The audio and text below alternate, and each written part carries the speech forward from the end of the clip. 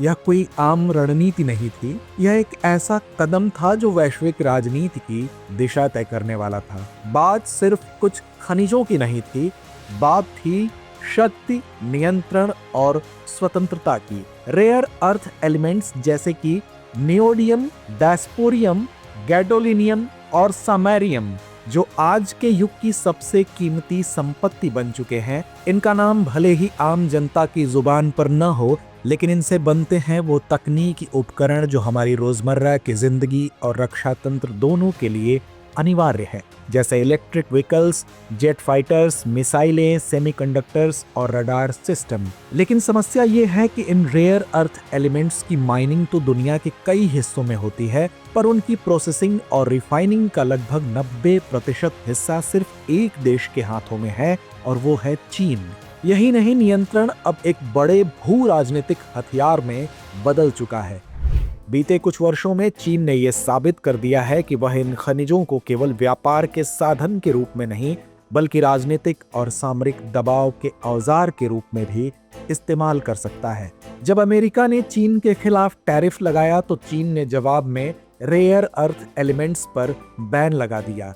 Gallium, germanium, antimony, samarium, डायस्पोरियम जैसे अहम खनिजों के निर्यात पर रोक लगाई गई, जिनका इस्तेमाल हाईटेक सैन्य तकनीकों से लेकर सिविलियन इलेक्ट्रॉनिक्स तक में होता है। इससे पूरी दुनिया की सप्लाई चेन हिल गई। भारत भी इससे अछूता नहीं रहा। भारत की ईवी इंडस्ट्री जो अभी शुरुआती अवस्था में है, चीन पर इन खनिजों के लिए पूरी तरह निर्भर है।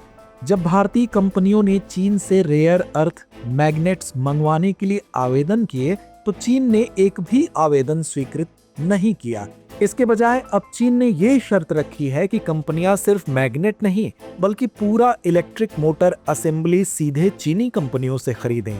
यह व्यापार नहीं, एक तरह की आर्थिक ब्लैकमेलिंग है। लेकिन भारत अब अकेला नहीं है। क्वाड यानी भारत, अमेरिका, जापान और ऑस्ट्रेलिया का रणनीतिक समूह, इसने मिलकर इसका जवाब तैयार किया है। इस समूह ने हाल ही में लॉन्च किया है quad critical mineral initiative.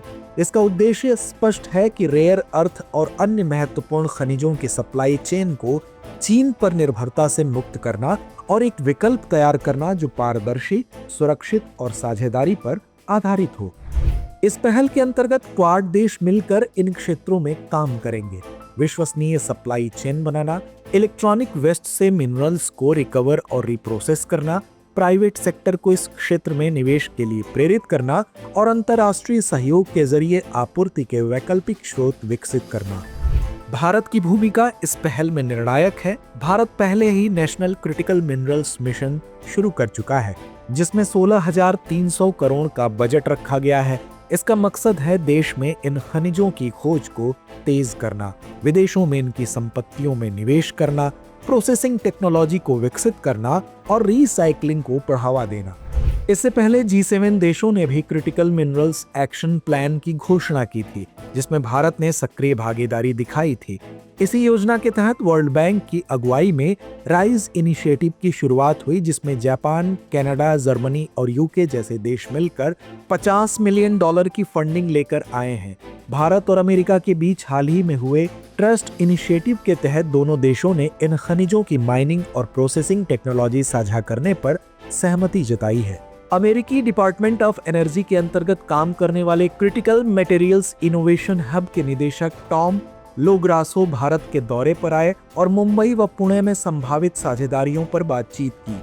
Quad की यह पहल न केवल तकनीकी स्वतंत्रता की ओर कदम है, बल्कि यह एक भविष्य की सुरक्षा नीति भी है।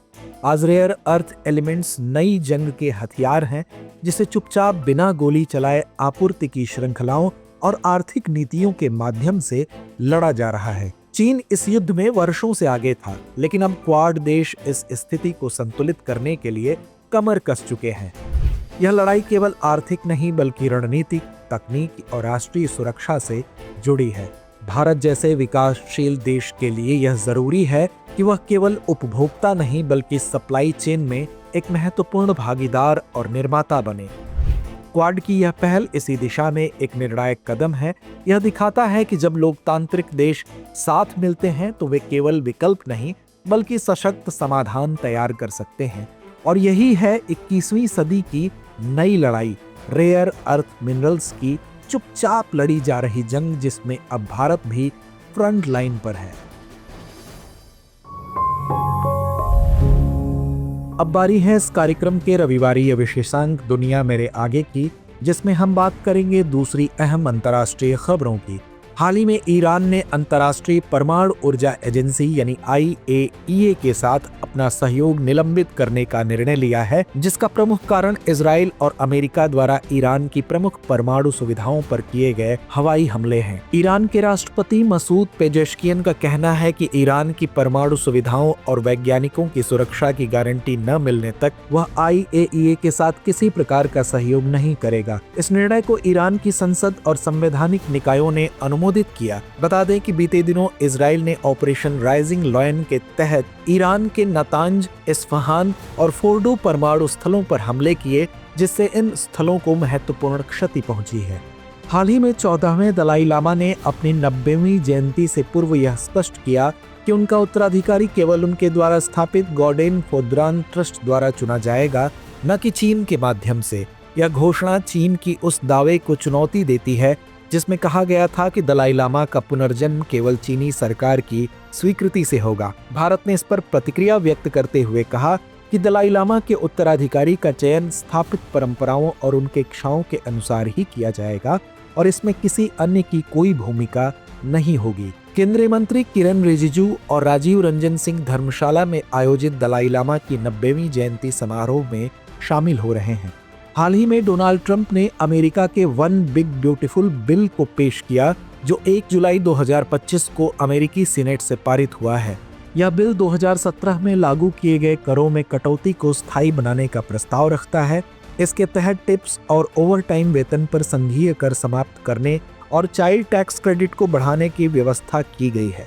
साथ ही इस बिल में सीमा सुरक्षा के लिए 46.5 अरब डॉलर की राशि, प्रवासियों के लिए नए डिटेंशन बेड और ICE एजेंटों की भर्ती के लिए भी प्रावधान किए गए हैं। इस बिल का पारित होना अमेरिकी राजनीति और सामाजिक सुरक्षा पर महत्वपूर्ण प्रभाव डाल सकता है। हालांकि अमेरिकी सीनेट से पारित होने के बावजूद प्रतिनिधि सभा से इस बिल का पास होना बाकी है। तो व्यूअर्स, चर्चा को यहीं विराम देते हैं और नोट करते हैं आज का सवाल। क्या क्वाड की यह नई रणनीति चीन की दुर्लभ खनिजों पर पकड़ को तोड़ पाएगी, या फिर दुनिया एक नए आर्थिक युद्ध की ओर बढ़ रही है?